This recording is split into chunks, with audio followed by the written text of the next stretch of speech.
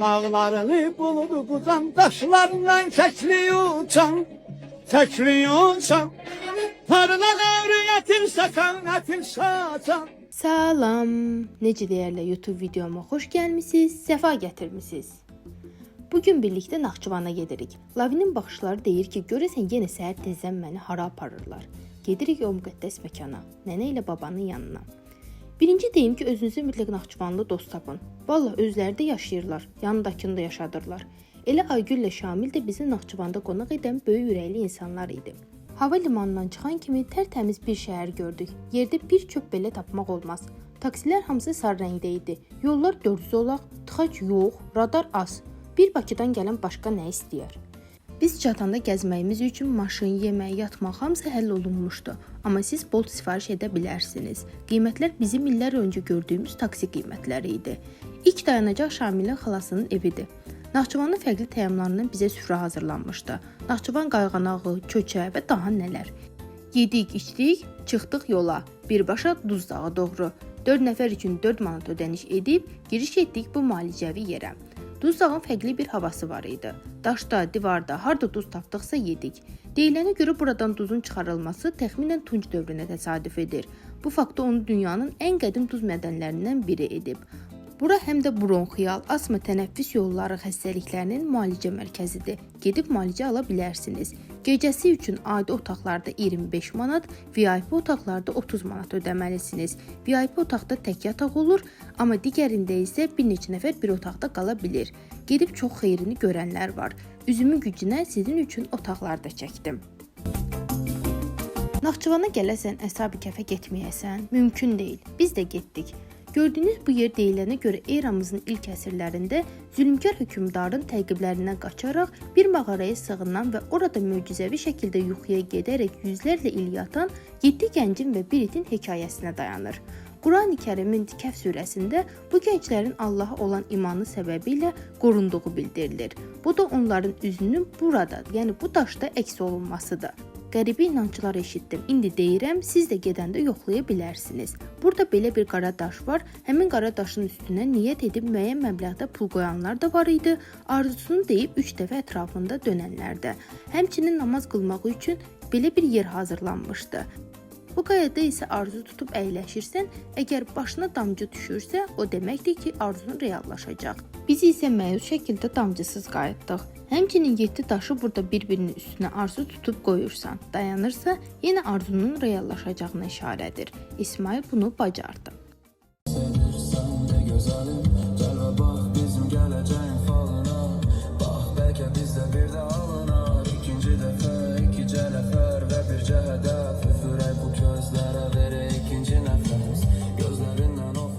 Sonraki istiqamət Əlincə qalası oldu. Demək bura gedəndə nə edirsiniz? Su götürürsünüz, getməmişdən öncə qəşəng yemək yeyirsiniz. Bütün kalorilər yanacaq, çünki tam 1500 addım atacaqsınız. Əlincə qalası yerdən 1800 metr hündürlükdə yerləşir və demək olar ki, iki dağın arasında olduğu üçün görünmür.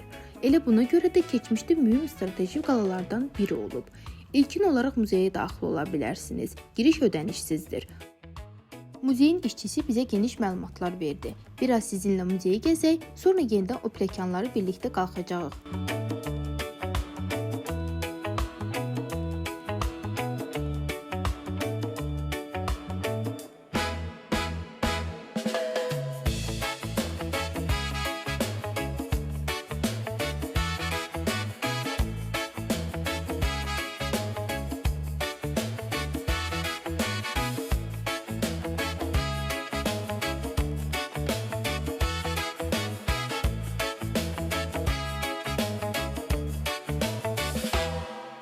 Muzeydə girişdə belə bir dəftər qoyulub. Xatirələrinizi orada qeyd edə bilərsiniz. Biz etdik.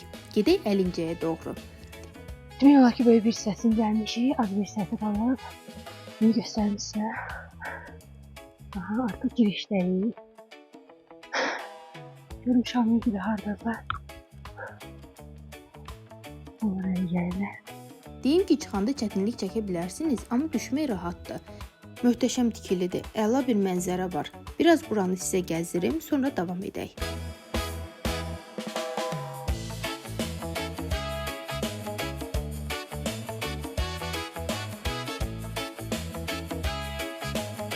İri və orta həcmli daşlardan inşa olunan divarın möhkəmləndirilməsi üçün düzbucaqlı çıxıntılardan istifadə olunmuşdu.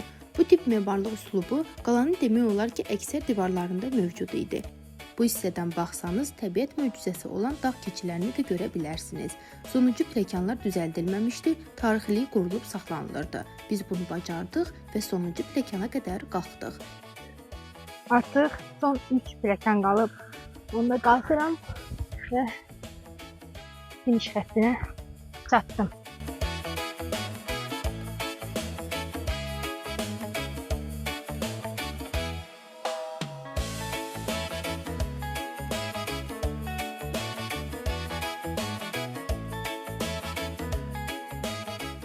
İndi gedək Nəyimi türbəsinə doğru.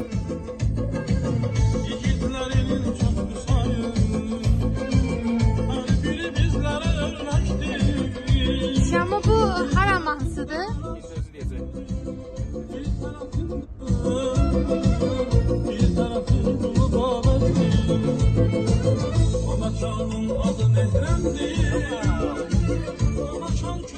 Yerli əhalinin dediyinə görə Əlincə qalasında hürufiliyin banisi olan Nəyimi öldürüldükdən sonra müridləri onu burada dəfn etmişdir. Türbənin bələdçisi olan bu xanım bizə məlumatları çatdırdı. Qapı isə keçmişdən qalan bütün detallarını qoruyub saxlayırdı.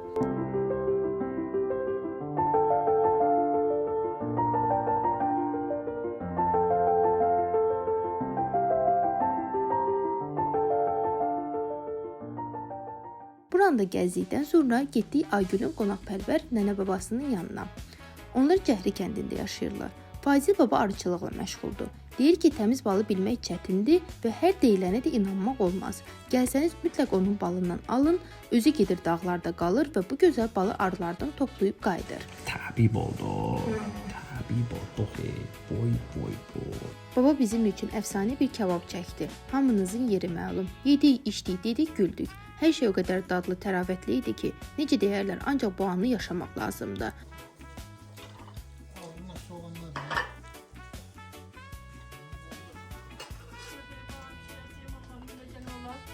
Babamda köfte yedim olsa. Şarap pişirsem şey olur. Soğuyası. Benim canım senin.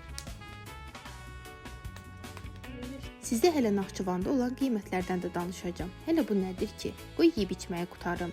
Naxçıvanda stola 2 dolma eyni anda gəlir. Eyni qazanda bişirmiş, bu adətdə yeni öyrəndim. Nənə kəm gözləri qaytarmaq üçün başımıza duzla dolandırdı. Daha bizə heç nə dəyə bilməz. Allah pis yüzden, pis evladı. Doğrusu.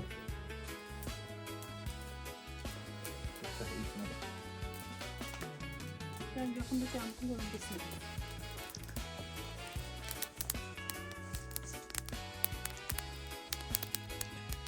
Bu arada səhər həyətdə gəzəndə başımı qaldırıb nə gördüm? Quşlar özləri üçün belə bir möhtəşəm ev tikiblər. Bugün isə günlərdən Ordubaddır. Kişilər adıyla ucalıb deyirlər, Şah Abbasın vəziri salıb deyirlər, vergini ixtisara Ordubadda, vergini ixtisara Ordubadda. Lazım olsa düz Bakıdan qalxaram, gələr düşər təyyarə Ordubadda, gələr düşər təyyarə Ordubadda. Şəhərə daxil olan kimi bu qoca çınar deyir ki, əziz qonaqlar, xoş gəlmisiniz. Həmən yolun sonunda isə məşhur Dübəndə kafesi var. Oradan keçib şəhər görüntüsünü izləyə bilərsiniz. Ordubadın yaşayış evlərinin memarlıq üslubu öz qədimliyini qoruyub saxlamışdı. Azərbaycanın digər zonalarının heç birində bu görüntüyə rast gəlməmişəm. Əhalinin adət-ənənələrinin özündə əks etdirən evlərin planı çox rəngarəng və özünə məxsus idi. Bura Sərşəhər meydanı adlanır. Uşaqlar da meydanda elə oyun göstərirdilər.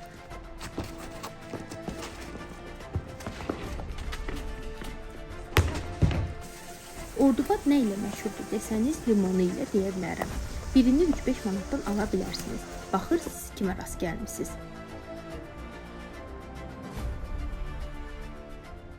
Axşam düşündük ki, biraz gəzək. Əgər uşaqla gəlmisinizsə, Naxçıvan şəhərində Əyləncə adası deyilən bir yer var. Müxtəlif attraksiyonlar və mol mövcuddur. Gedə bilərsiniz. Qiymətlər Bakıya görə çox münasib idi. Naxçıvanda gəziləcək yerlər deyəndə ağla hara gəlir? Batabat gölü. Batabat gölü əsas piknik məkanlarından biridir.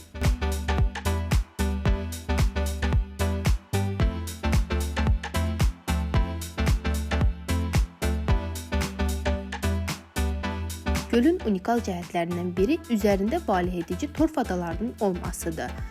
Burada olan ada isə məlumata görə dünyanın yeganə üzən adasıdır. Ada tamamilə torf və otdan ibarətdir.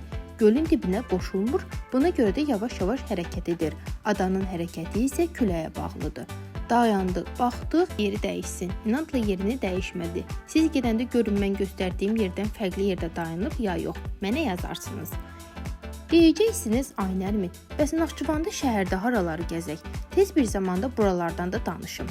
Əlbəttə ki, Möminə xatun türbəsini gedəcəksiniz.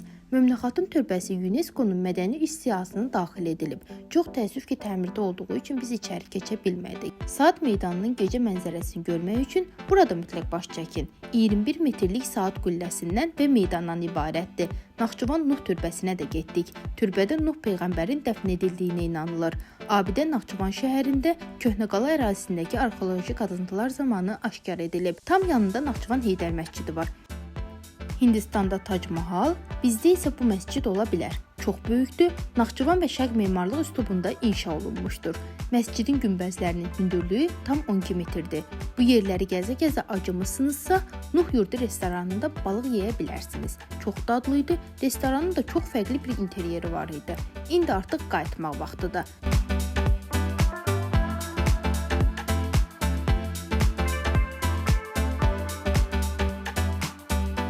Nərmin, bəs qiymətlərdən danışacaqdın, nə oldu? Əlbəttə ki, bu bazara girib Nərmin qiymətləri sizin üçün bir-bir soruşdu. İndi sizə göstərim, müqayisəni isə siz edin. Mənə burada qiymətlər çox sərfəli gəldi. Buradan nə alım aparım deyirsinizsə, mən sizə öz aldıqlarımızdan biraz məlumat verim. Biz məşhur sucuq dedikləri şirniyyatını, Naxçıvan kalbasasını, biraz quru meyvəsini, müxtəlif otlarını alıb çıxdıq. Hətta çıxanda bizə dedilər ki, bazar dönərini mütləq yeyin. Biz onu da yedik. Mənə demədilər, amma mən sizə deyim ki, bu Naxçıvan kalbasasını 1000 dəfə bükün. İndi isə sıra gəldi son təəssüratlara. Telefonun yaddaşı doldu, ayaqları yoruldu, ürək isə tam doymadı. Naxçıvan bizə dedi ki, get, amma bir daha gəl. Hər küncündə başqa rəvayət, hər addımında başqa bir sehir gizli idi. Ordubadın çınarı bizi salamladı, Cəhrinin balı əhvalımızı qaldırdı, insanların qonaqpərvərliyi isə həm ruhumuzu, həm qarnımızı doyurdu. Könlümüzə bir yol saldı. Bu vlog bəlkə burada bitir, amma Naxçıvan hekayəsi qətiyyən bitmir. Mən sizə göstərdim, indi növbə sizdədir. Gedin, görün, yaşayın. Əgər bu səyahəti mənimlə birgə yaşadınızsa, kanalıma abunə olun, rəylərdə fikirlərinizi yazın. Bəlkə növbəti macəra ilə sizin şərhinizdən başlayacaq. Görüşərik yol yoldaşlarım.